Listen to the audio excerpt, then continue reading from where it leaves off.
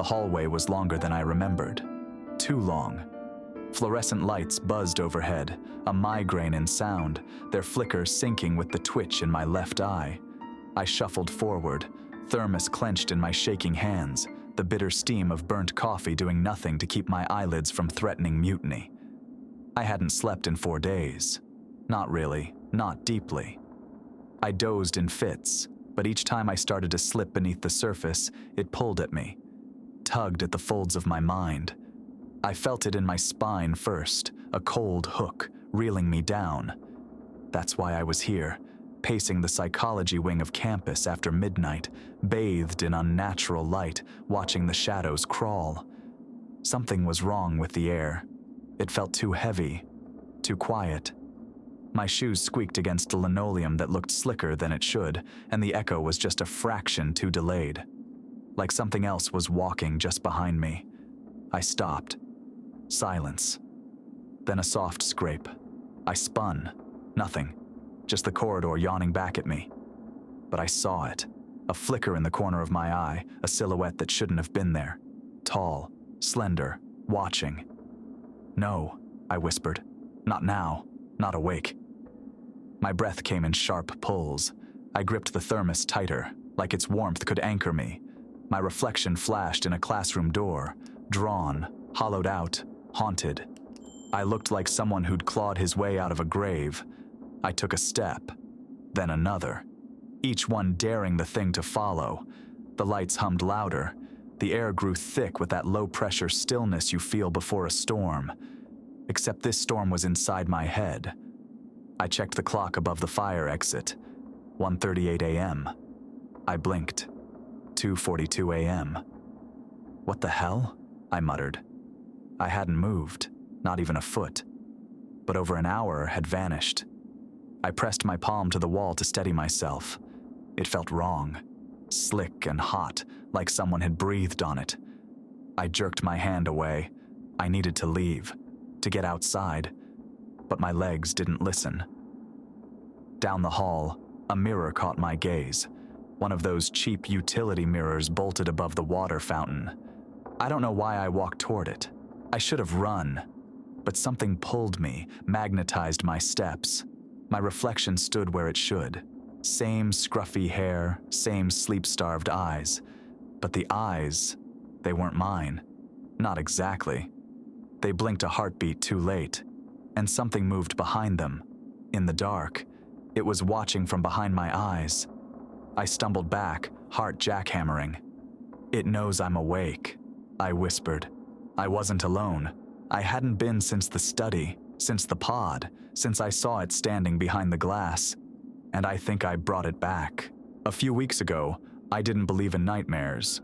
I thought sleep was just a biological reset, a chemical exhale, dreams, harmless subconscious noise, whatever my brain needed to vent. That was before the study, before it began watching from the dark. Back then, I was just broke. I was spending too many nights buried in textbooks at the campus library, eating dry cereal out of a Ziploc bag, and wondering if anyone had ever died from overdrawing a student account. I hadn't slept much then either, but for more human reasons. Stress, deadlines, caffeine. The kind of insomnia you could explain away. I remember the flyer, bright yellow, pinned like a beacon to the bulletin board outside the psychology department. Sleep study participants needed, generous stipend, no prior medical conditions, must commit to 7 nights. Contact, Dr. E. Cantor, University Research Wing, Room B, 12-7 nights. I did the math, rent, groceries, and enough left over to fix my laptop's battery. All for a week of lying down? I tore off a tab and texted the number on impulse. They replied within 10 minutes. The lab was in the far side of campus, near the part nobody walked after dark. A concrete slab of a building with hospital-white walls and a faint smell of bleach, like someone had just finished scrubbing something they didn't want found. Dr. Cantor greeted me at the entrance with a clinical smile. Older guy, thin wire glasses, pale eyes, the kind of voice that made every sentence feel like it had a footnote. "Harris, yes? Thank you for coming. We're very excited to begin." The waiting room was antiseptic and too quiet. A single fish tank burbled in the corner, the fish inside strangely still. 2 other students sat in vinyl chairs. Meg, who wore a hoodie 2 sizes too big and tapped her foot like she wanted to bolt, and Marcus, a lanky guy with a messy ponytail who cracked his knuckles every few seconds. We were given forms to sign, so many pages it felt like we were enlisting in something. I skimmed them. Clauses about sleep interruption, sensory stimuli, extended REM states, legalese about consent and monitoring. I hesitated for a second at the word isolation. "It's perfectly safe," Dr. Cantor said, as if reading my thoughts. "Sensory pods can feel unusual at first, but we've taken every precaution." I signed. So did the others.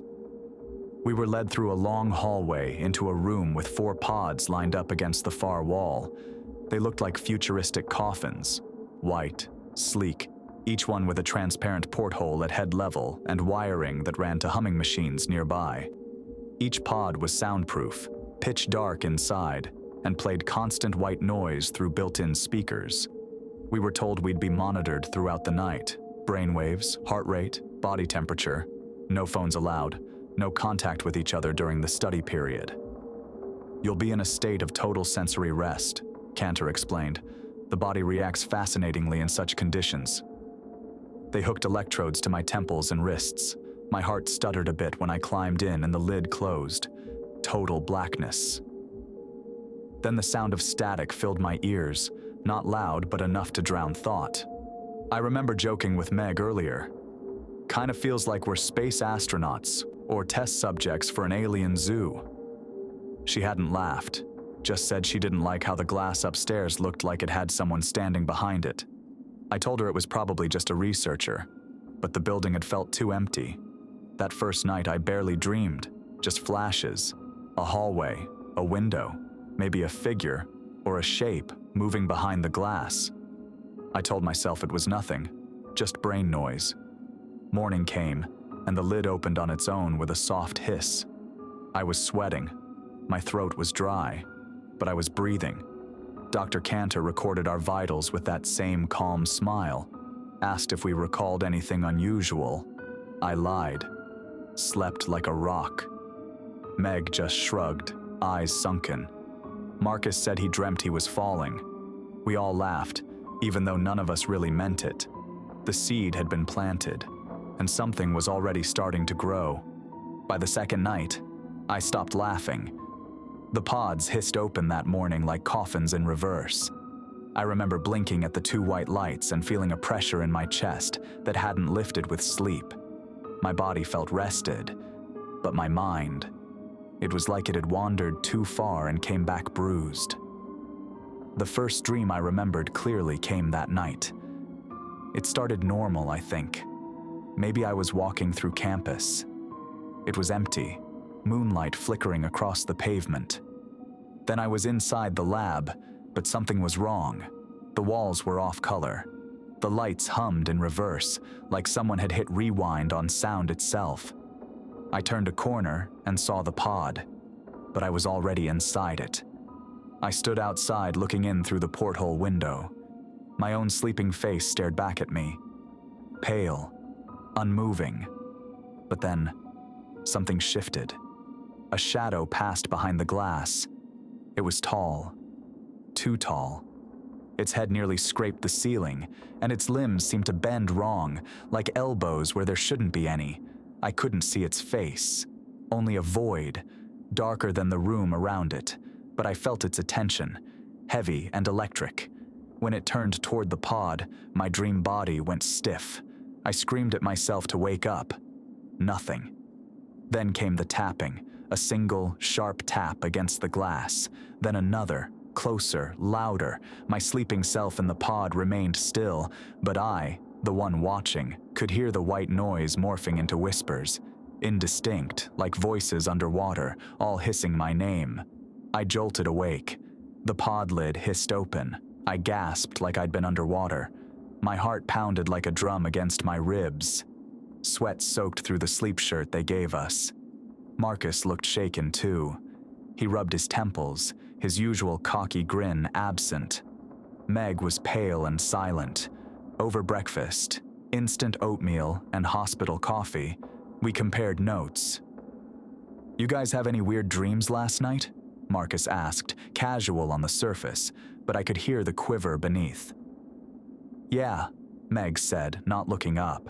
"I saw myself, from above, like I was floating, but something was behind me, watching, waiting."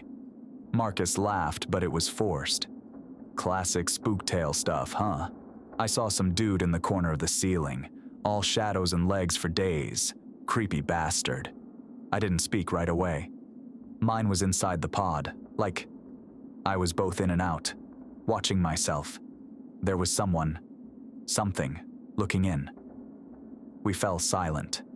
Dr. Cantor passed by and smiled.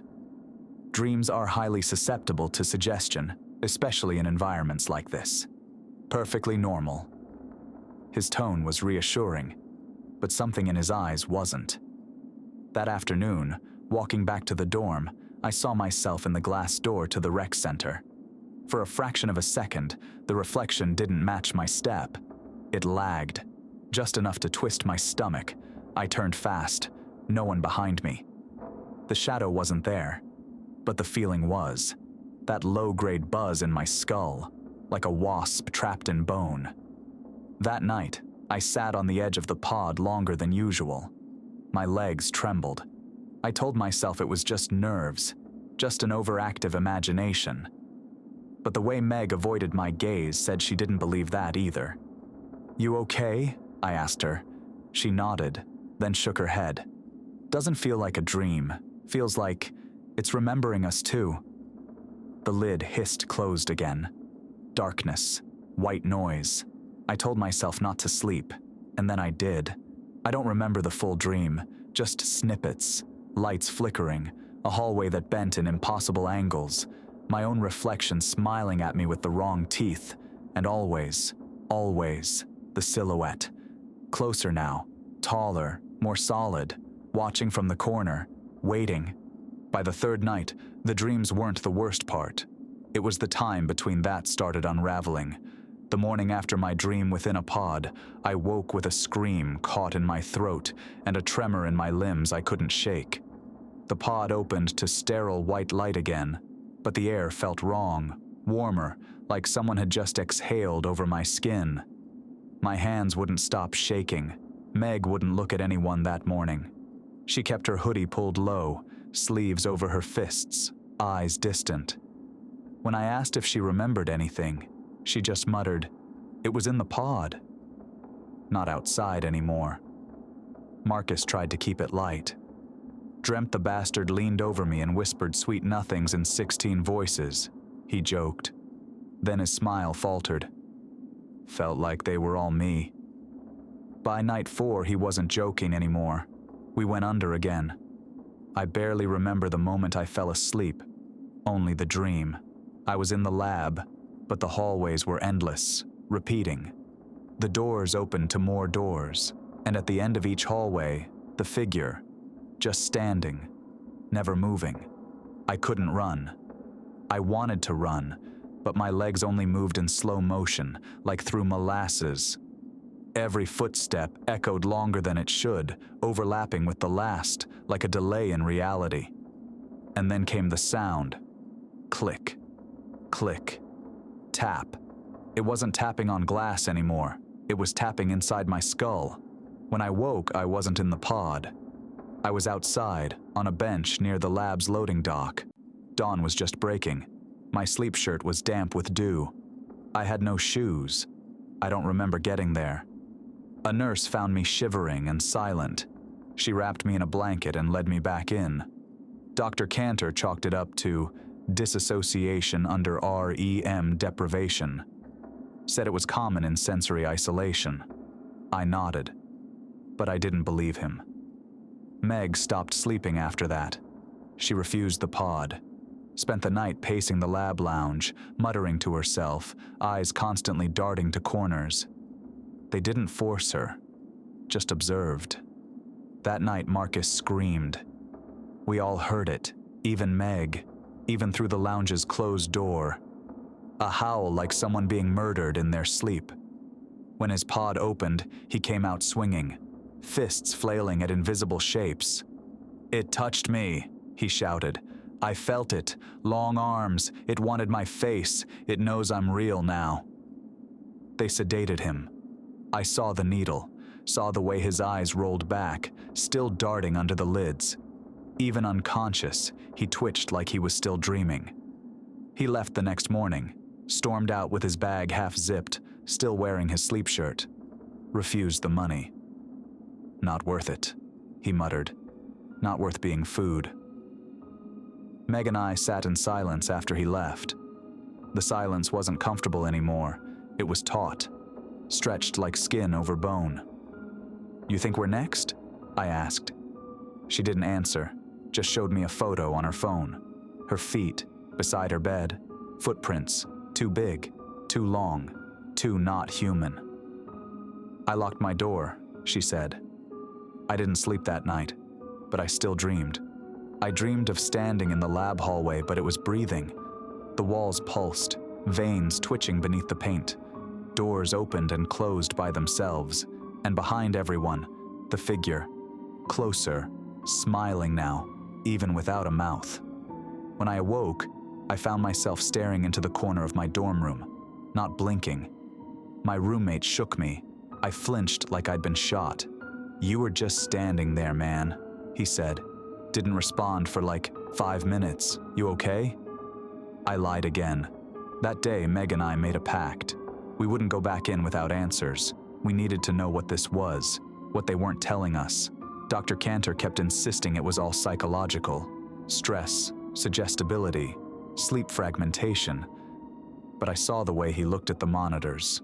Not worried, expectant. We broke into Cantor's office the next afternoon. It was easier than it should have been. The staff all took lunch together, like clockwork. Meg and I waited for the hall to clear, then slipped through the lab like ghosts. I kept watch while she picked the lock with a bobby pin and a tension bar she insisted was for her hair. The door clicked open like it wanted us inside. The room smelled faintly of copper and dust. Not lived in, not even used, really.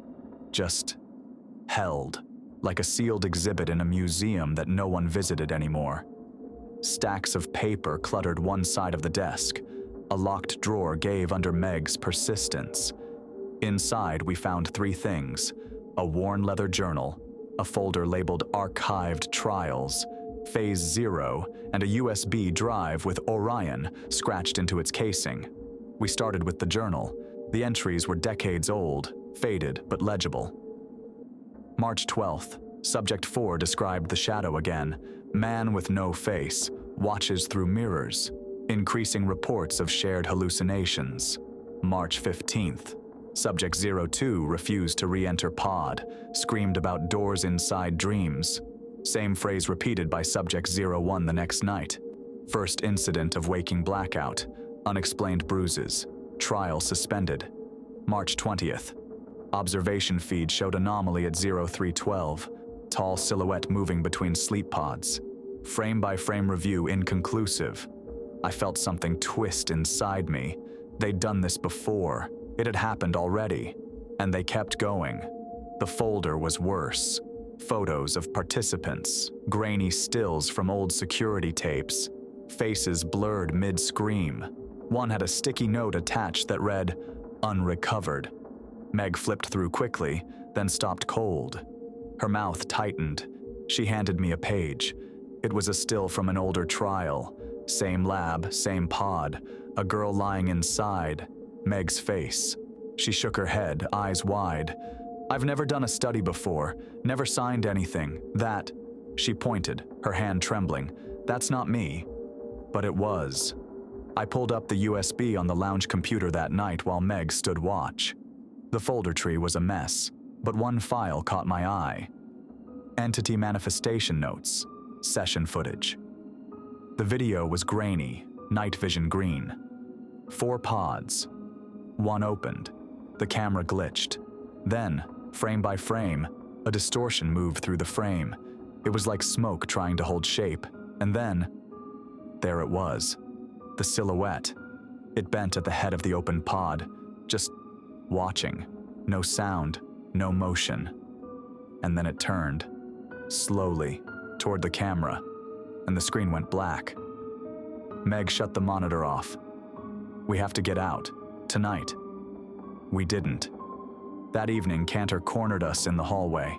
He didn't ask questions, didn't yell, just looked at us, calm and cold. You weren't supposed to see that, he said. Meg stared him down. Why are you doing this? For understanding, he said. For contact. It finds us when we sleep. Always has. We're just helping it take shape. You're feeding us to it. Cantor tilted his head, studying her like a specimen. We're offering it what it wants. The alternative is worse. Security escorted us back to the dorm wing. We weren't locked in, but our badges no longer opened the external exits. Meg's phone had no signal. Mine was hot to the touch, screen flickering. We were trapped. That night, I fought sedation. But the pod still opened, still hissed, still swallowed me. And I dreamed. This time the lab was empty. No lights, no people. Just the hum of machines and the faint metallic smell of blood. I walked through the halls, barefoot. Every door I passed whispered my name. I peeked through a window, saw myself, eyes open, lying in the pod, and the silhouette standing over me, except it had a face this time. Mine. I screamed myself awake, but I wasn't in the pod. I was in Cantor's office, alone. Lights flickering. The monitor on his desk showed my vitals, all zeros, no pulse, no breath, no movement, and I was still standing there, watching the screen. Somehow, I was both. I don't know if I ever truly woke up. After seeing the vital screen flatlined with my name on it, everything fractured. My breath caught somewhere between my chest and throat. I tried to scream, but only static came out. A dry rasp, like a radio caught between frequencies. I stumbled back from Cantor's desk, but the floor didn't feel solid. It gave slightly beneath my feet, like memory foam soaked in warm water. A door slammed behind me. I turned, too slow, and the hallway was there again. But it wasn't the lab hallway. It was somewhere else, built from the same bones but wrong, longer, angled, pulsing faintly like it had veins. Everything was the color of dried blood. I walked. I didn't want to, but I walked. The walls whispered in tones I couldn't understand. Echoes of footsteps followed mine, never quite in sync, sometimes ahead, sometimes behind. I passed an observation room. Inside, Meg stood with her back to me. Her silhouette was stiff, arms limp at her sides. The glass between us warped her figure slightly, like she was underwater. I ran to the door and flung it open, empty. No one inside. I heard her voice, though, faint, all around me. "Help me." Then it came. The entity, not hidden, not flickering, not just a silhouette. It emerged from the corridor's end, taking shape in jerks and blurs, like a corrupted video file playing in real time. Its form was skeletal and stretched, skin a shade darker than shadow, and its face, a shifting smear of others. Marcus, Meg, me. I backed away. My legs wouldn't obey. They quivered like jelly beneath me. It moved without walking. Each flicker brought it closer. No sound, just pressure. A weight that bent my knees, choked my lungs. Then it spoke. Not from its mouth. There was no mouth, but from inside my head. 1,000 voices overlapping. My name, repeated over and over, until it lost meaning. Harris, Harris, Harris, Harris. I dropped to the floor, clawed at my own ears, felt the skin split. The whisper kept rising. Then, reality broke. Flashing alarms, screams, cold water pouring down. I was back. The pod had opened. My body convulsed. Staff scrambled. One lab assistant yelled about my vitals going critical. Another was trying to restrain me. Dr. Cantor stood by the monitors, his eyes wide, not with panic but wonder. "It's here," he whispered. Lights flickered, popped. Smoke filled the ceiling. Somewhere, glass shattered. Then I saw it. In the real world, the corner of the lab pulsed like a wound, and the entity bled through. It didn't look any less horrible here. If anything, it was worse. The air bent around it. Time stuttered. Meg screamed. She wasn't in the lounge anymore. She'd broken free, maybe forced her way in. Her face was soaked, not just from the sprinklers, but tears. She grabbed my arm. "We have to go, now!" Cantor stepped forward toward the entity, hands raised, pleading, "Talk to me. Show me what you are." The entity reached for him. It didn't move its limbs. It extended, like shadow stretching toward light. Cantor screamed once, then flew backward. He hit the wall with a sickening crack and didn't move. We ran. The corridor warped as we sprinted. Doors that had once led to janitor closets now opened to dead ends. Lights flashed like lightning, white, red, white, red. Somewhere behind us, machines sparked and buzzed. A high-pitched whine filled the air. I glanced back once. The hallway behind us was melting, walls turning liquid. The entity hovered just beyond reach, gliding forward like gravity bent toward it. We hit the stairwell, 2 flights down, water sloshing beneath our feet, fire alarms blaring like some hellish choir. Meg stumbled. I grabbed her, yanked her up. Her hand was cold. Too cold. We reached the first floor. Emergency lights blinked dimly. The exit sign flickered. We ran for it. Then she stopped. I turned, and she was different. Eyes wide, unblinking, cloudy. Her grip tightened around my wrist like a vice. "Harris," she said, but it wasn't her voice. It was its. "Stay, sleep, stay." Her other hand rose, fingertips twitching. I saw darkness bubbling up her throat like ink. I had to choose. My legs moved before my mind caught up. I twisted, broke free, shoved her back, hard. She hit the wall, collapsed. The entity surged forward in that moment, but I was already through the door. I didn't stop running until I was halfway across campus, barefoot, soaked, lungs heaving like they'd been punctured. When I finally looked back, the research building was on fire. Real flames, real smoke, emergency crews racing in. No sign of Meg, no sign of Cantor, no sign of the entity. But I knew. Deep down, it wasn't gone. I haven't slept in 3 days. Not since the fire. Not since I left Meg behind. Campus police found me wandering in socks and a hospital shirt by the edge of the lake, muttering things I can't remember. I came to wrapped in a foil blanket, sitting on a plastic chair in a security station that smelled like microwaved burritos and dust. They asked questions.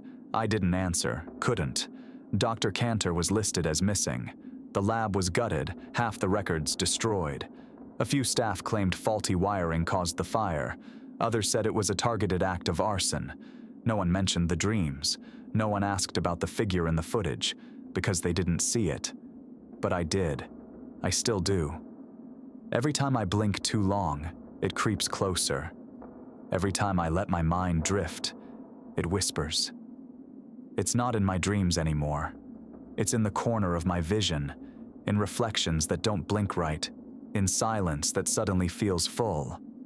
I crash at all-night diners now, anywhere with lights and chatter. I nurse bitter coffee and scribble nonsense in a spiral notebook. The pages tremble in my hands. I tell myself if I just stay awake, it can't reach me. But I know that's a lie, because I brought it back. I check my phone camera sometimes, front-facing, just to make sure I'm still me. Once, in the greasy reflection of a diner napkin dispenser, I saw it standing behind me, just for a second. Then it was gone. But I felt it, breathing behind my spine, watching. I see Meg's face when I close my eyes, not just from that night, when she turned, when she spoke with its voice, but from before. Before she started unraveling, before the pod, before the silence got inside her. Sometimes I wonder if I should go back, try to sleep again, face it one more time. Maybe I could pull her out. Maybe I could make it end. But I know that's not how it works. That thing doesn't sleep. It waits. Last night, I sat in the back of a 24-hour pharmacy, watching the flicker of the security monitor. For a moment, one of the cameras caught something it shouldn't have, a distortion in the aisle, tall, still, leaning forward like it was studying the shelves. When the cashier looked up, it was gone. I didn't say a word. Today I bought sleeping pills, a whole bottle. I held them in my hand for hours, weighing something heavier than life or death. But I didn't take them. Not yet. I don't know what happens if I dream again. Maybe I disappear. Maybe I wake up in a place where the lab never burned down, where Meg never screamed with someone else's voice, where the entity is still becoming. Or maybe I finally vanish into it, like Marcus, like the others. I don't know if I'm writing this as a warning or a confession, but I need someone to know. If you ever see a flyer, bright yellow, posted outside your university's psych department, don't answer it. If you ever hear whispers in the white noise, don't listen. If you ever dream of a hallway too long to be real and a figure standing at the end, don't go toward it. Please. I'm so tired. I think I'll close my eyes just for a minute, just to rest. Only for a minute. I see it, behind the mirror. It's smiling with my face.